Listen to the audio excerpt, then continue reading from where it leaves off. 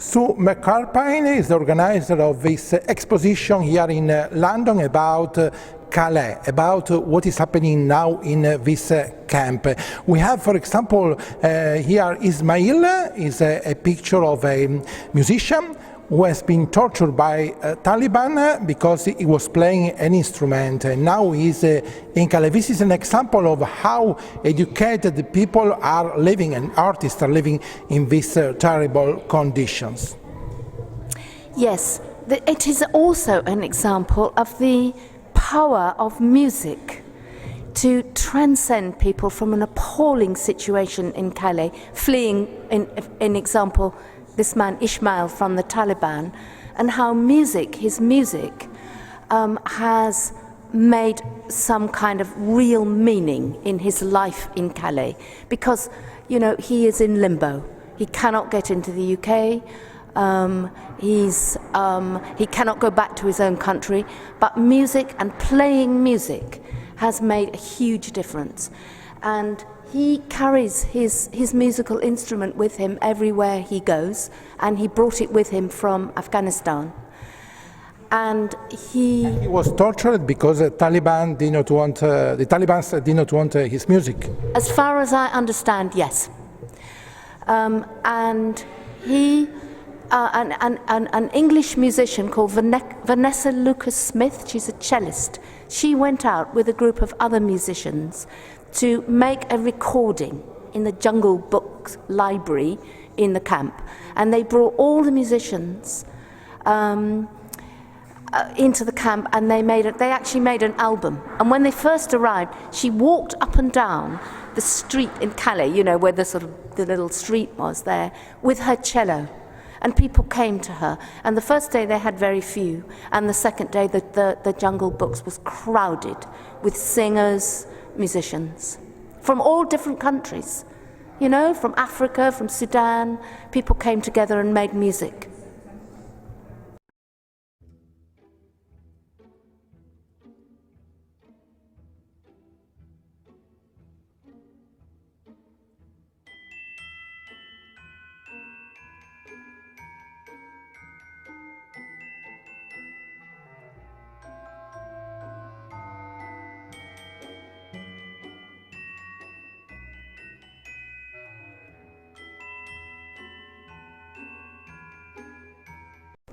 And in Calais there are many missing children. What's their destiny? I don't know. I don't know. This is the terrible thing. We don't know where they have gone, those children. We think some of them may have gone to Dunkirk. We think some of them may have tried to climb under the lorries or get into the tunnel to get through, even as children, to get through to the UK. But the worst thing, the absolutely most appalling thing that I heard, is that those children are being trafficked as human slaves. In Britain? Honestly, I don't know. I don't know. I dread to think, but I really don't know the answer to that question. And that is, it's too horrific even to contemplate.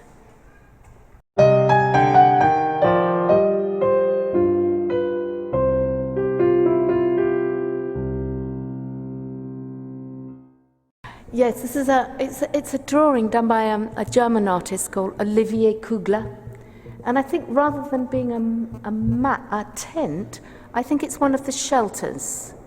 There were quite a few shelters built out there. An organisation called A Home for Winter, who made shelters. And you're right.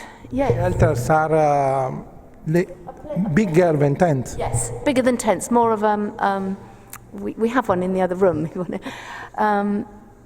Yeah, a wooden framework covered in tarpaulin, and less. I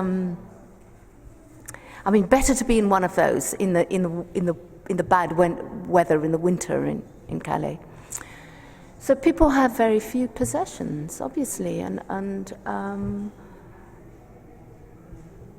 you know, basics, just.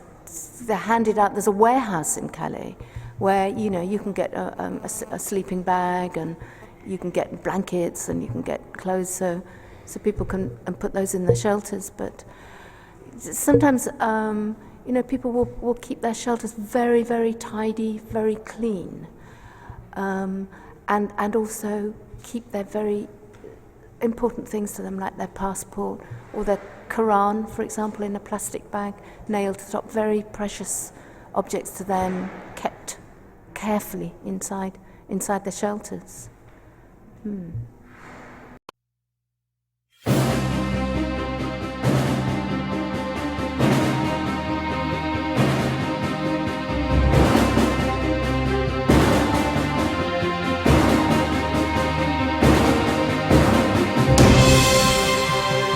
And here we have the life jackets, which are a symbol of this tragedy, because we have seen also the Pope exposing a life jacket of a baby who died in the Mediterranean Sea. And also about Calais, even if people are trying to enter Britain through lorries and other means, but however, life jackets are somehow a symbol also for Calais people. Yeah, these life jackets were, there were about 100 of them that were collected from the beaches at Kos by a volunteer worker called Sarah Savage. Greece. In Greece, in Kos. And the shocking thing about these, all of the life jackets that are on display in this room are fake. They're stuffed with tissue paper and thin bits of polystyrene, and they wouldn't save you from drowning at all. In fact, it would be safer not to wear one of these. But they were made, the traffickers just made money out of them, basically. There was a factory in Turkey, I think, where they were being made. And they have Yamaha written on them to make them look official. But it's not really Yamaha. They're real. They're fake.